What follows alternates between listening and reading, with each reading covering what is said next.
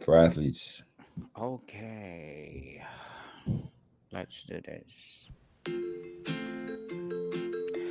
Hi, I'm Daniel Lucas, and welcome to Abstract Essay, where ideas take shape, thoughts find depth, and every conversation explores the art of thinking beyond the obvious. And today I have my special guest. He's a pro maker, master strength coach, no other than Mr. Clance Laylor. Welcome, Mr. Clance on Abstract Essay. And can you please introduce more about yourself that I miss? Pretty simple. I'm a strength and conditioning coach. I love training athletes. That's what we do 24/7. And um, yeah, we love working with athletes, developing athletes into the pro levels, scholarships, Olympics, and that's our passion, and that's what we do. And thank you so much for sharing your knowledge and wisdom to the world, Mr. Clance. Thank you. And today let's talk about strength and speed training. Let's start with the big picture. How are strength and speed fundamentally connected? Why is it mistake to train for one without considering the other? Well, everything works with like strength and speed work in a relationship. So an athlete could be fast, but they're not strong. And it also depends on what sport. So you want the adequate strength, and for whatever sport you're playing, and then you want to help with the adequate speed. So a lot of athletes who are not, let's say, strong enough, like to manage their body weight, are are usually slower athletes. So you want to increase that, we call relative strength. So strength that is relative to the individual's body weight.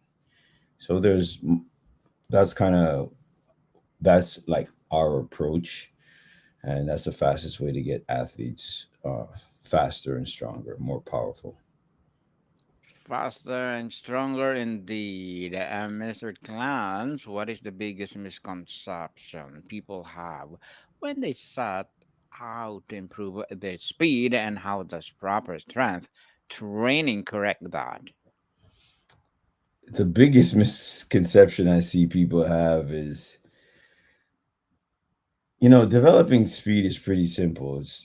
Well, it's not simple, but it's a simple equation. You need stride length and stride frequency. So you increase the athlete's stride length, flexibility, mobility through the hips, joints, and so on and so forth. And then you have to increase their frequency. So, for instance, how fast is their turnover based on the stride length? So a lot of times I see these like gimmicky things, like all these gimmicky drills and ladder drills and so on and so forth, like that helps athlete gets faster, and which is nonsensical because it doesn't. A lot of time, it actually just teaches the athlete to do that specific drill. So, or another stupid thing I see people do is just lose body weight. Makes them weaker, um, and you're probably losing muscle if you're just dropping body weight. Without a good plan. Obviously, you want your elite athletes, depending on what sport, between 10 and 6% body fat. But when you're playing hockey or something like that, I see these coaches are telling these kids, "Oh, you got to get faster. You need to lose body weight." Meanwhile, the kid is weak, horribly inflexible, and which you're going to hurt the child because if they're weak and flexible and they tell them to drop body weight, if they're not playing, they're not eating, then they're going to become malnutrition and recipe for injury. So those kind of things are just drive me crazy. And I can go on and on. Or strength is not important. That's another big one. So there's a lot, but those are the main Mhm. ones that really get under my skin. Mr. Clowns. How about beyond just lifting heavier weights or running faster sprints? How do you define a true athletic performance, and how does your training philosophy build towards it? Repeat that question. Sorry. Beyond just lifting heavier weights or running faster sprints, how do you define true athletic performance? And how does your training Mo- philosophy build towards it? so neural drive, I don't want to get complicated, but muscular coordination, that's king. Mhm, That's everything. That's through neural drive. So that's what I'm saying. Based on your sport, you don't want to go too there's a there's you just need this amount of strength to perform this. The ultimate goal is to perform your sport, baseball, football, track, hockey, whatever it is, gymnastics, with the optimal coordination for to be specific, to be very good. Soccer, right? So that is key. Wrestling. So the whole goal of strength training is to enhance the neuromuscular coordination for that athlete for that specific sport. That is true sport specific training. uh, Period. mhm, And so strength mhm. training should enhance the abilities of that baseball player, football player, soccer player, not disrupt those abilities. So it's complicated, but uh, that's how you should strength train. That's my philosophy. My philosophy is simply to make that athlete a better a better athlete in their given sport. So you analyze their sport.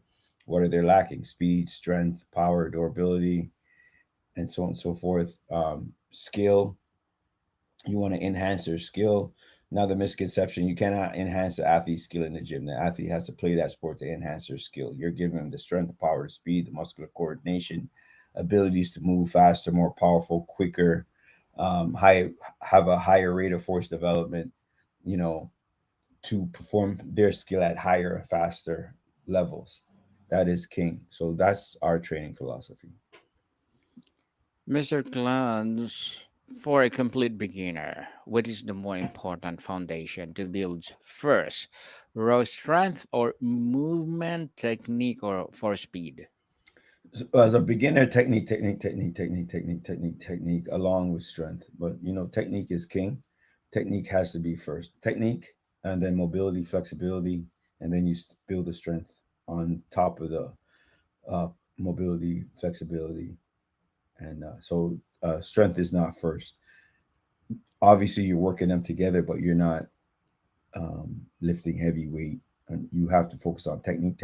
You get a young athlete, you want to make sure you solidify the technique as much as to perfect. You want to make that technique perfect, because once that technique is ingrained into the neuromuscular system, and we call it central nervous system, the it's it's pretty much stamped in, right? And it's hard to break. So you really want to focus on your technique.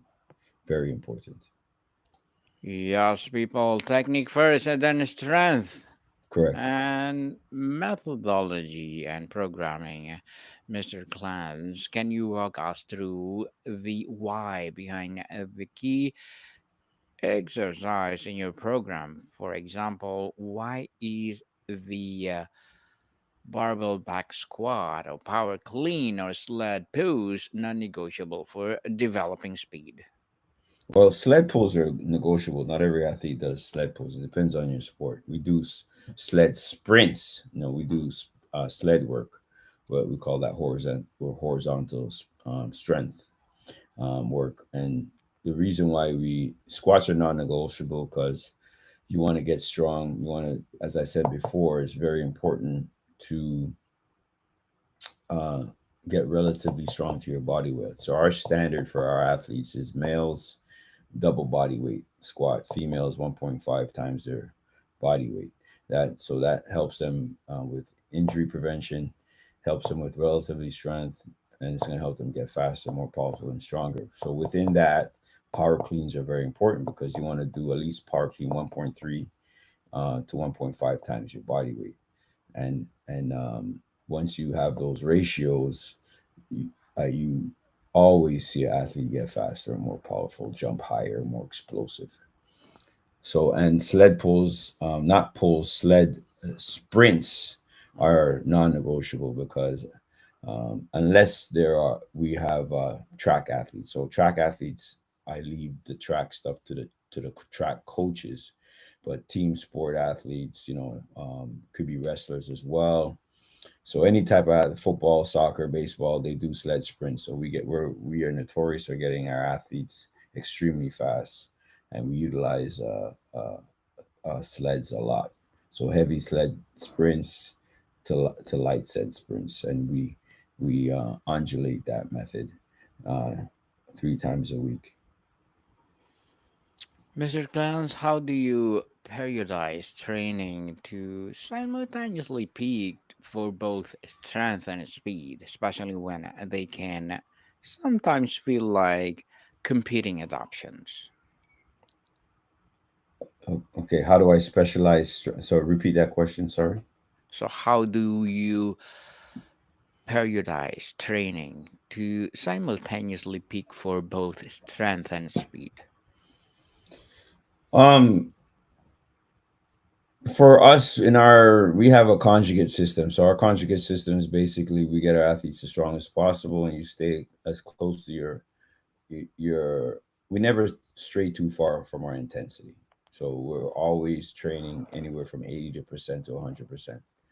And obviously you have to pay, depending on the athlete's sport, the speed continuum, you want to train anywhere from 40 to 60, 40 to 70%. So the athlete spends a lot of time in the 40 to 70% zone, consistently, during the training cycle. So based on the training cycle where you're at, say you're taping for an event, you stay strong and you stay fast. So you're working at least 80 to 90% of your one rep max, right? Of your maximum.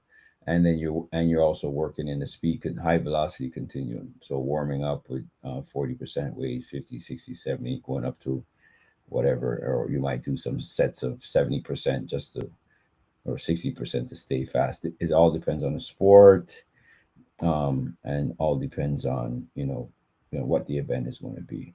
So but um, that's our general philosophy. We believe in staying strong all year round. So you get the athlete strong, you maintain that strength.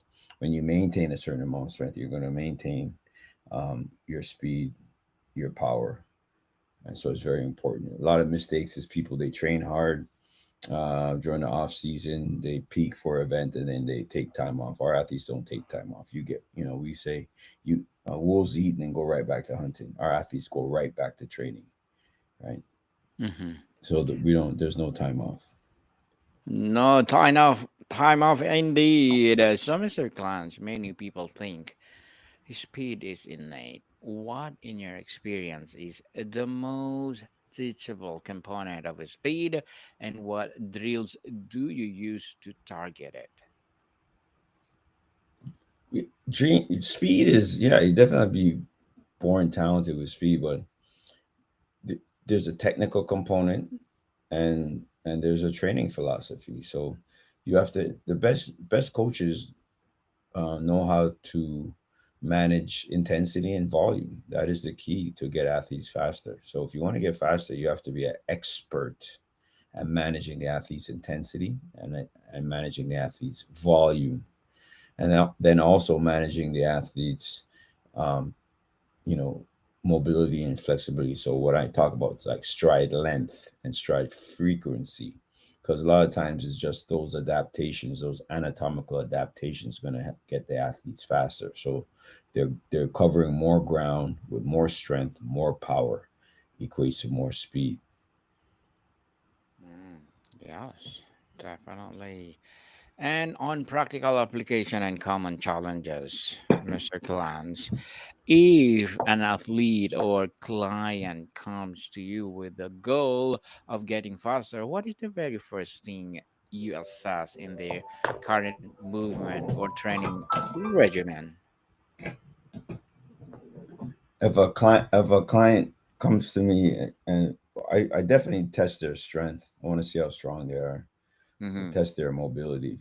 I test their mobility, and usually ankle, hip mobility, knee mobility, shoulder girdle mobility, thoracic spine. So I test a lot of mobility, because if the athlete is tight and in the hips, ankles, knees area, okay, there's room, definitely a lot of room for improvement, because once they increase that range of motion and then get that range of motion strong, they're definitely going to get faster. I'll tell you a story. Like, I had an I had a track kid who was playing.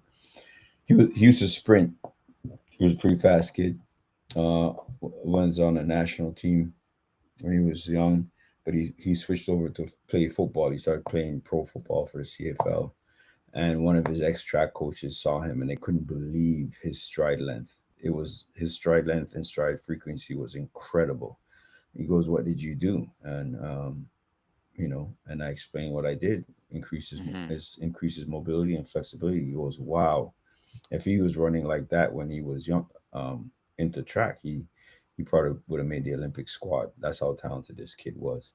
So a lot of times coaches focus on the wrong things, and over my years of experiences working with and getting mentored from by some of the top coaches who produce world class athletes, Olympic gold medalists, and so forth. Those are the things I learned, and I apply it to my athletes. So, Mr. Clance, recovery is crucial, right? How does your recommended recovery protocol differ from heavy strength day versus a high velocity speed day? We don't do heavy sprint day and high velocity speed days. Our days are we do high velocity days and heavy strength days in the same training zone. So everything is that's what we call conjugated. We have a heavy day, we have a high velocity speed day in the same day. This is a strength. This is my strength training. This is what we do in strength training. And then, but recovery is nutrition, lots of water, lots of sleep. I'm a big massage, and we have a chiro, um, soft tissue specialist. So you have to take care of your tissues. You have to take care of your sleep, and you have to eat proper food, good food, not junk food. So whole foods, lots of meat. Um, um, is that those are the basic sound things, nothing fancy, but you have to recover like it's your job. Mr. Clance, what is one secret weapon or often overlooked exercise that you found delivers remarkable results for improving acceleration or top end speed? Okay, you can't. Top end speed has to be trained on the track. You can't train that in the weight room. That's another misconception. Or a Mm-hmm. lot. Some people are born with it. Um, m- the funniest thing is there's no one exercise, but um, if done right, the full clean is a very good exercise to have in your arsenal if I would pick one. So there's no secret one exercise. You have to use exercises in conjunction with others. So there's no magic one exercise. So I probably take that back. But if I was to choose one exercise, if I couldn't do anything else, I would the athlete would be clean and jerk, right? So it's a clean and jerk Olympic weightlift because it covers so many things. Leg strength, core strength, thoracic spine, shoulder girdle, rate of force development. So there's a lot there: mobility, flexibility, in the ankle, hips, and knees. So there's a lot that exercise you could take away from the exercise. But the key to strength training and or developing athletes is utilizing the right exercises at the right time in the right phases, periodization, the reps and sets sequences properly. That is the key. Mm-hmm. And how do you adjust strength and speed programming for an athlete in season versus off season to maintain performance while avoiding fatigue? In season is simple. Is you just try to stay as strong as possible. So quick short workouts I give my athletes based on a menu. Like I have A, B, and C. A, you have, you're riding the bench, you have more time to train, so you have a bigger workout. B, you're playing and you have you have some time to train. C, you have very little time to train. You're playing a lot and you're tired.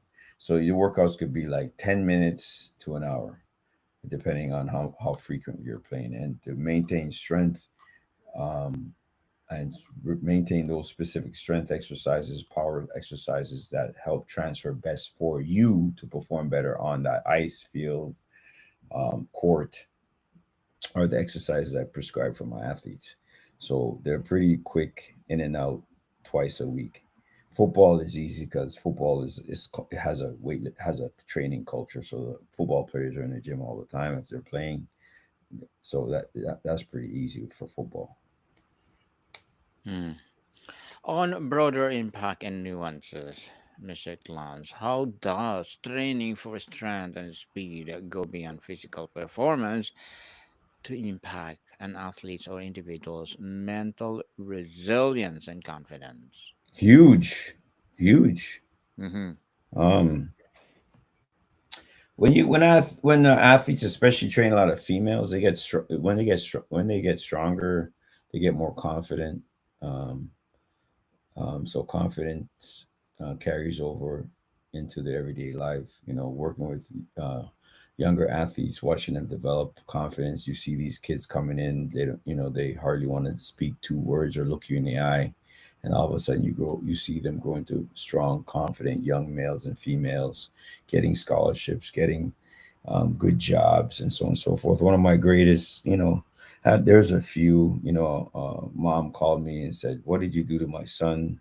He's a gentleman. He's hardworking. He's disciplined. Like, um, he doesn't give up." I had a kid call, send me, he passed the bar, and he said, "Clance, I wouldn't have passed it if it wasn't.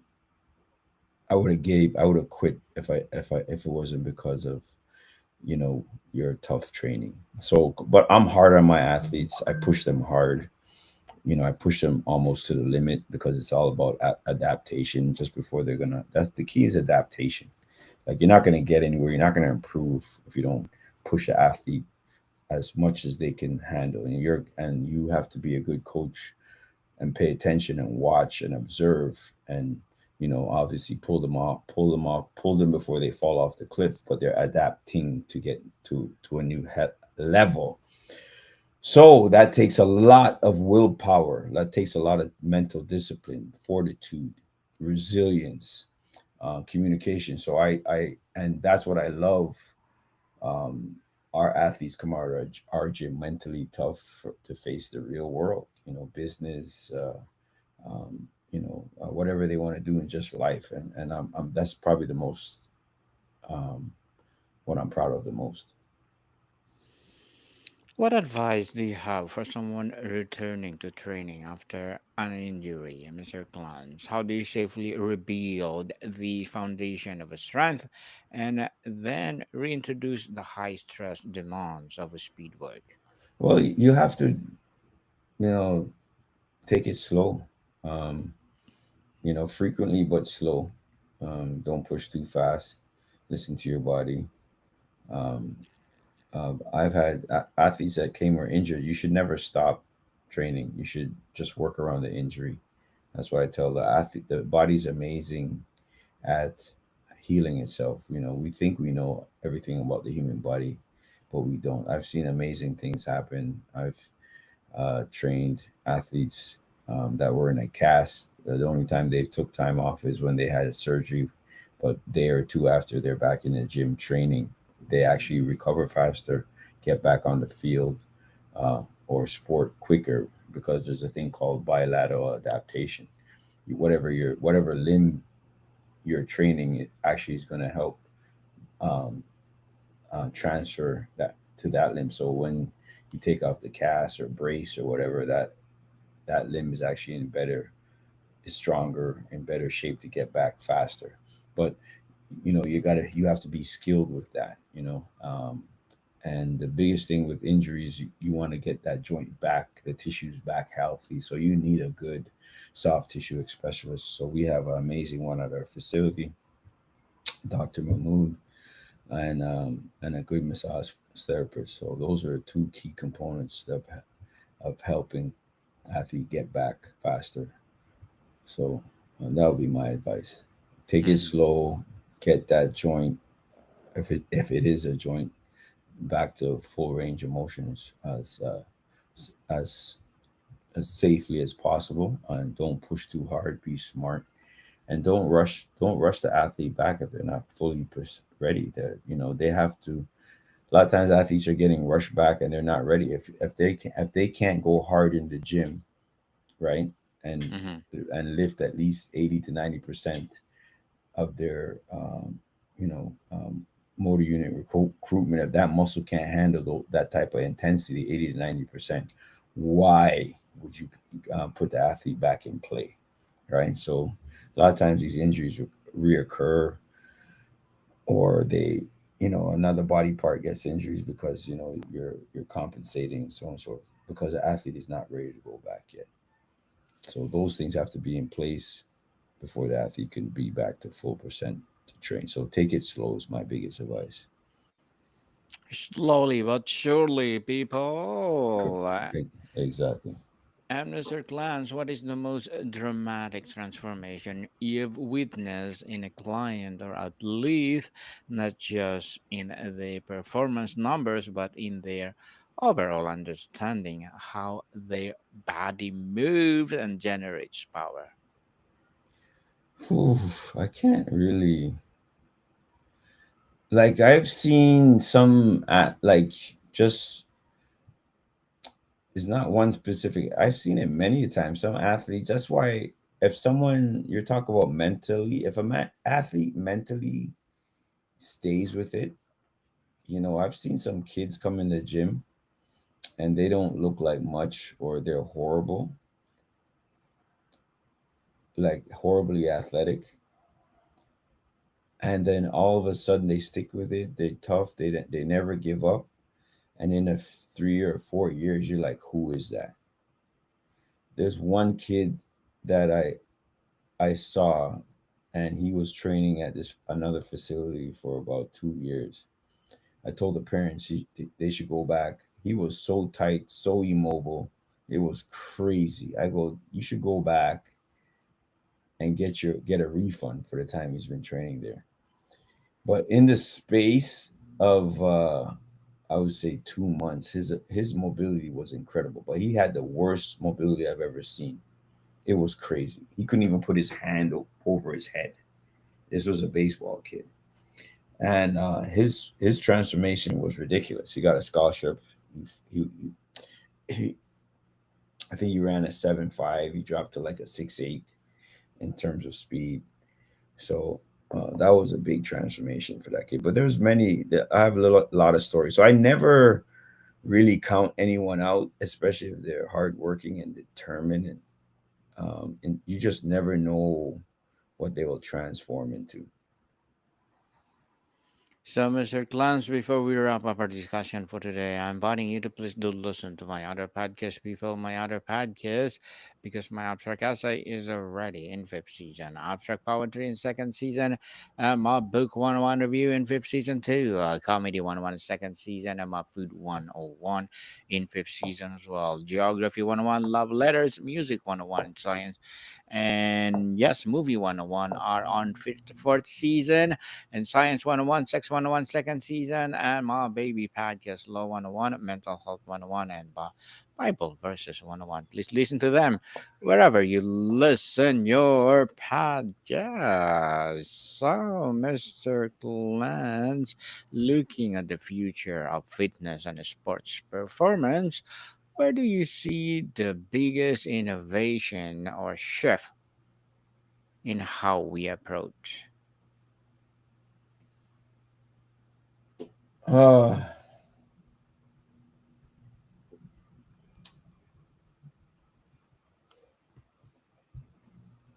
well, I don't know if it's the biggest innovation. I think it's the biggest failure. You see, that we have so much data, so much money, and so much more athletes are getting hurt. We have so many more specialists, specialists for this, specialists for that. More money than we've ever had, um, more data than we ever had. But injury rates has almost across the board in sports has gone up exponentially. Kids from the ages of up to the ages of 18, you know, ACL surgeries has gone up like uh, to 58%. That's crazy. Surgeries for kids. So and these things are just climbing and climbing. Every second a kid, somebody, whoever heard of Achilles tendon ruptures in baseball? You know, now you have Achilles. You're having Achilles, lots of Achilles tendon ruptures in basketball. Achilles tendon is the hardest, is the strongest tendon in the human body, and it's getting ruptured at alarming rates in football, basketball, and many other sports. So um, I think we're too data driven, and data is very important. We just got to learn how to apply it properly, and get back to some basic fundamentals to help some of these kids. Because what's happening, a lot of these kids are not fully realizing their dream. They don't have a chance because they're getting these career ending injuries. So that's kind of one of my frustrations. Obviously, AI is here, and is here to stay, and you just got to learn how to use AI properly to help you somehow, some way. But um, for me, I haven't seen anything groundbreaking yet. Like nothing's really hit my, like, wow, this is going to be a game changer. Like Mm-hmm. it's hard for me to see that when all these athletes are getting hurt. Just look open every day, like it's crazy, and the stats are clear. Like more athletes are getting, and they're telling you this nonsense. But all athletes are bigger, stronger, faster. Nonsense, right? So Mm-hmm. anyway, yeah. Well, Mr. Clance, again, thank you so much for sharing your knowledge and wisdom to the world. You're So, can you welcome. please, yes, so can you please invite our listeners to support your advocacy, your business, or whatever projects that you're doing right now?